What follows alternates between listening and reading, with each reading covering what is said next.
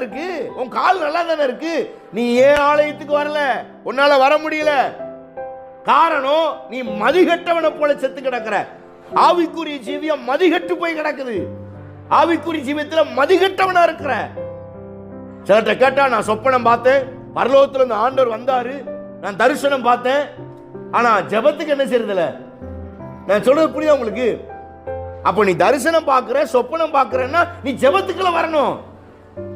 எல்லாமே எனக்கு ஆண்டவர் பேசுறாரு, என் கூட அப்படியே பேசிக்கிட்டு இருக்காரு, என் கூட கையை பிடிச்சு நடக்கிறாரு, நாளைக்கு நடக்கிறது இன்னைக்கு எனக்கு சொல்றாரு. ஆனா ஏன் ஜெபத்துக்கு நீ வர்றதில்ல? உன்னால ஏன் ஜெபம் பண்ண முடியல?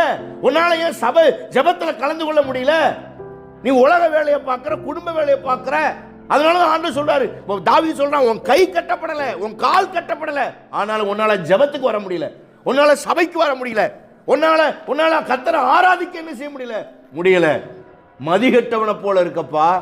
அப்னேர் மதிகட்டவனை போல இருக்கிற. இன்னைக்கு காலையில உங்களை பார்த்து தேவன் சொல்றார், உங்க பேரை சொல்லி சொல்றார், அருண் நீ ஏன் மதிகட்டவனை போல இருக்கிற?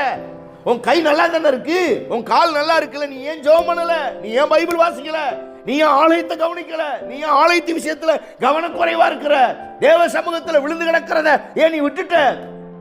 ஜெப நேரம் ஏன் குறைஞ்சிருச்சு? கை கட்டப்பட நல்லா தானே இருக்கு, உன் காலை யாரும் கட்டி வைக்கலையே.